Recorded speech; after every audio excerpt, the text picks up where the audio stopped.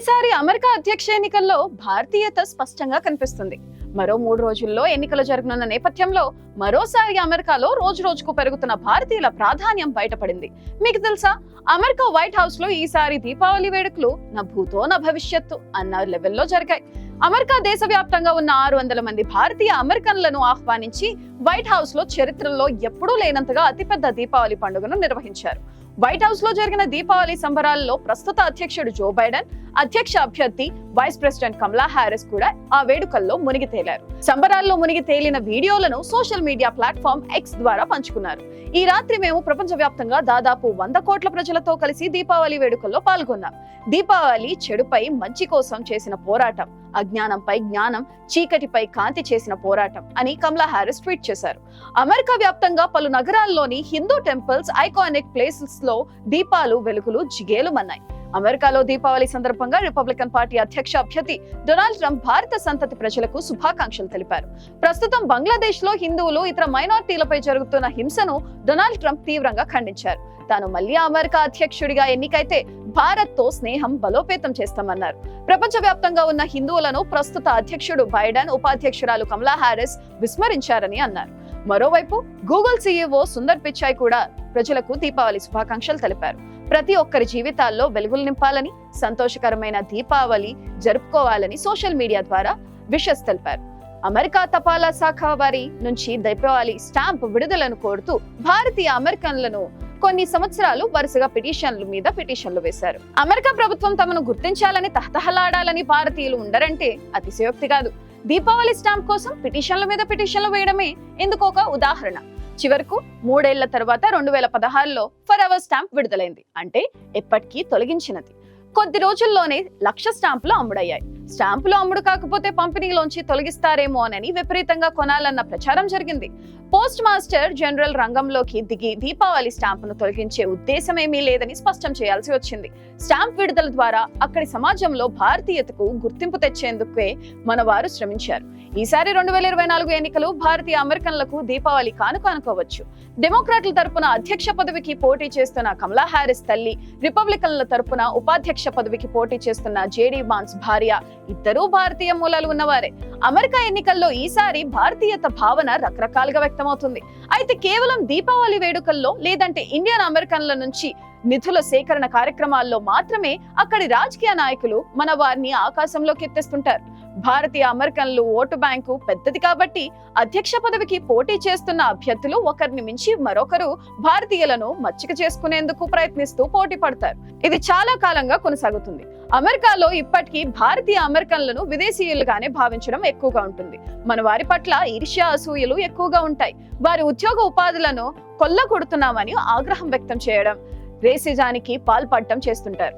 ఈ ఎన్నికల్లో ట్రంప్ మద్దతుదారు లారా బూమర్ కమలా హారిస్ పై రేసిజం కామెంట్లు చేశారు. ఆమె గెలుపొందితే వైట్ హౌస్ లో కర్రీ వాసన వస్తుంది అంటూ చేసిన వ్యాఖ్య రభసకు దారితీసింది. హారిస్ గెలుపు ఓటములను పక్కన పెడితే ఆమె పట్ల భారత అమెరికన్లు పెద్దగా ఆసక్తి చూపించడం లేదంటున్నారు విశ్లేషకులు. ఎందుకంటే ఆమె భారతదేశం పట్ల సరైన అభిప్రాయంతో లేదని చెప్తున్నారు. ప్రస్తుతం అమెరికాలో దాదాపు 54 లక్షల మంది భారతీయులు ఉన్నారు. అగ్రరాజ్యంలో ఎన్నడూ లేనంతగా మన వారు తమ ఉనికిని చాటుకుంటున్నారు.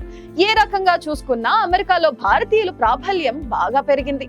డెమోక్రటిక్, రిపబ్లికన్ పార్టీకి చెందిన కీలక నేతలు దీపావళి వేడుకలు జరుపుకున్నారంటే మన వాళ్ళు ఓట్ల కోసమేనని చెప్పక తప్పదు. అమెరికా ఎన్నికల్లో భారతీయుల ఓట్లు ప్రభావం చూపించే స్థాయిలో ఉన్నాయి. అందుకే వివిధ రాష్ట్రాల గవర్నర్లు తమ అధికార నివాసాల్లోనూ దీపావళి వేడుకలు జరుపుకున్నారు. మన వాళ్ళు విద్యార్థులుగానో, సాఫ్ట్వేర్ ఉద్యోగులుగానో అమెరికాకి వెళ్తూ అక్కడితో ఆగడం లేదు. ఇండియాలో ఏ రంగాల్లో మన వాళ్ళు సంపాదిస్తున్నారో ఆయా రంగాల్లో చేతులు పెట్టి అమెరికాలో చక్రాలు తిప్పేస్తున్నారు. రియల్ ఎస్టేట్, డైమండ్స్ వ్యాపారం, పెట్రోల్ బంకులు, రెస్టారెంట్స్, బొటిక్స్ ఇలా ఒకటి కాదు రకరకాల రంగాల్లో దూసుకుపోతున్నారు. అక్కడితో ఆగిపోకుండా రాజకీయాల్లో కూడా అడుగు పెట్టడానికి ఆసక్తి చూపిస్తున్నారు. సిటీ లెవెల్ రాజకీయాలతో మొదలుపెట్టి సత్తా చాటుకుని క్రమంగా డెమోక్రటిక్ పార్టీ తరపునో, రిపబ్లికన్ పార్టీ తరపునో భవిష్యత్తులో టికెట్ పొంది గవర్నర్ల స్థాయికి ఎదుగుతున్నారు.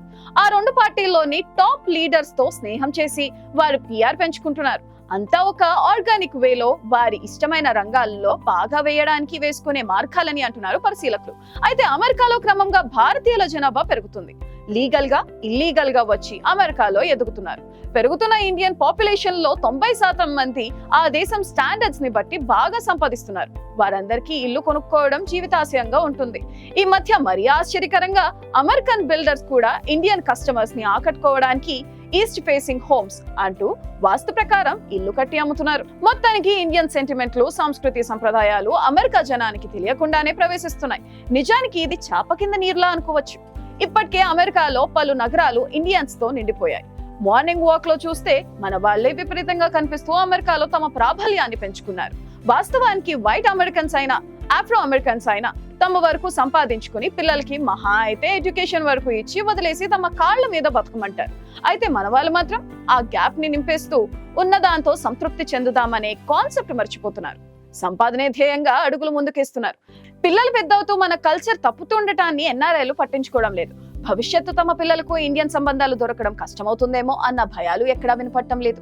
తమ సంతానం అక్కడి వాళ్ళని లవ్ చేస్తే వారితో పెళ్లి చేయడానికి కూడా సిద్ధపడుతున్నారు. తాము ఇండియన్స్ అయినా తమ పిల్లలు అమెరికన్స్ కనుక వాళ్ళు పుట్టిన దేశం కల్చర్ కి తగ్గట్టుగా పెరగడానికి కొంతమంది తల్లిదండ్రులు అభ్యంతరం చెప్పడం లేదు. ఆ విధంగా అక్కడ సెకండ్ జనరేషన్ పూర్తిగా జెండా పాతేస్తుంది. ఈ మార్పులన్నీ అమెరికా భవిష్యత్తులో మరింత ఇండియనైజ్ అవుతుంది అనడానికి సంకేతాలుగా చెప్పవచ్చు. ఈ పాజిటివ్స్ తో పాటు మన వాళ్ళు అక్కడ ఎదుర్కోవాల్సిన నెగటివ్స్ కూడా ఉన్నాయి. అయితే ఈ ఆధిపత్యాన్ని స్థానిక అమెరికన్లు తట్టుకోవడం లేదు. అసూయతో ద్వేషం పెంచుకుని రేసిజం దాడులు చేస్తున్నారు. ఇప్పటికే అక్కడికక్కడ అలాంటి పలు ఘటనలు సోషల్ మీడియాలో వైరల్ అవుతున్నాయి. అవి మరింత పెరగకుండా ఉండాలంటే మన వాళ్ళు ఒంటరిగా కాకుండా అందరితో మమేకమై బతకాలి. ఏది ఏమైనా అమెరికాలో భారత సంతతి హవా నడుస్తుంది అనడంలో సందేహం లేదు. అందుకే జో బైడెన్ ఓ సందర్భంలో భారతీయులు తమ దేశాన్ని ఆక్రమించుకుంటున్నారని సరదాగా వ్యాఖ్యానించారు. మనకు ఇది గర్వించదగ్గ విషయమే, కానీ భారత అమెరికన్లు దేశాన్ని స్వాధీనం చేసుకుంటున్నారని స్థానికులు భావిస్తే ఇబ్బందులు తప్పవు.